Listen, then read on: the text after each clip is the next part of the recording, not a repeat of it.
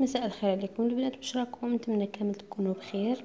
اليوم باذن الله نحضروا مع بعضنا تحليه بالفراز بالفراوله بزاف بنينه. ان شاء الله تعجبكم. كملوا معايا الفيديو وتشوفوها في الاخير.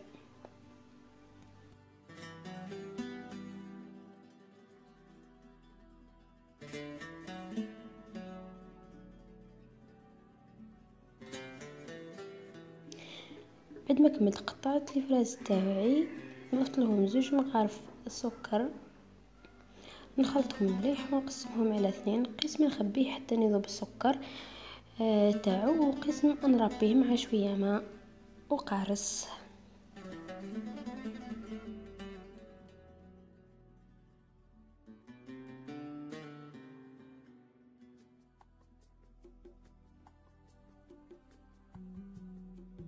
كما قلت لكم هنايا رايحه نخدم كولي فراز، نربيه مع شويه ماء كما قلت لكم ومع عصره ليمون، ونحطه على النار حتى يولي عاقد شويه، نحطه في الثلاجه يبرد.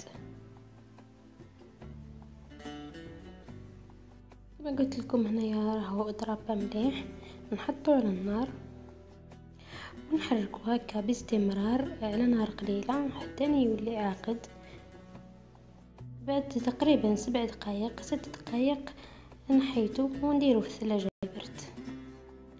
وهنا نفوتوا لمرحله الكرام شانتيي. رايحه نخدم كرام شانتيي ياغورت بذوق الكراميل، وهنا درت بباطه ونكيل 2 كيلات بها من الكرام شانتيي.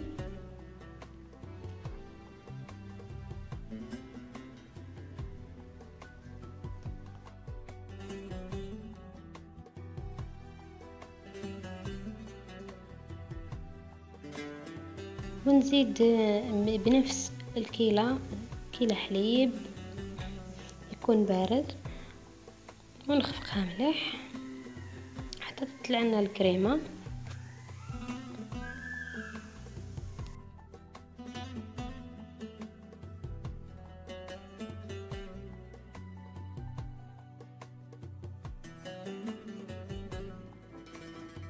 وبعد ما وجدنا كلش نبداو نحطوهم في الكيسان. اولا ندير شويه ولا طبقه من كولي فراز، ندير 3 معالق،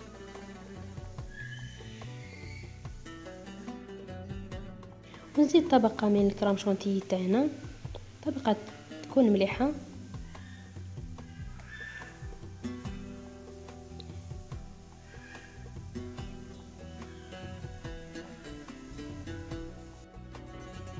ونزيد طبقة من قطع الفراز اللي كنت درت فيها السكر وخليتها حتى نذاب. نزيد منها طبقة في كل كاس،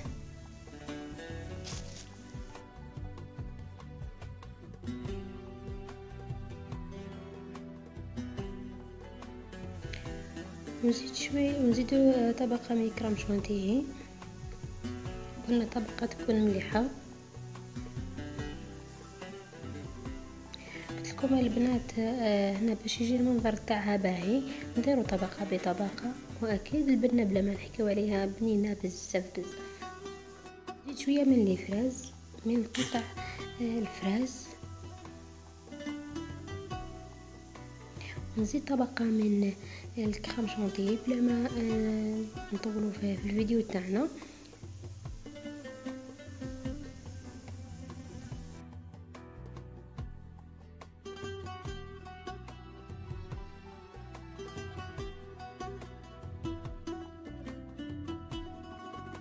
ما زدت طبقة من كريم شانتيي. كلمسة أخيرة نزيد شوية من كولي فراز، ونشوفوا الكوس تاعنا وهي واجدة. وصلنا لنهاية الفيديو تاع اليوم، ان شاء الله يكون عجبكم. الكوس تاعنا راهي واجدة، التحلية تاعنا جات من اروع ما يكون، بنينة تهبل. جربوها ان شاء الله تعجبكم، وما تنسوش خلوا لي ارائكم وتعليقاتكم تحت الفيديو، وما تنسوش ثاني ليجام، واي وحده ثانيه ماهيش مشتركه معنا ندعوها تشترك في القناة وتفعل الجرس ليصلها كل جديد إن شاء الله، ونتلاقوا في فيديو واحد آخر إن شاء الله. مع السلامة.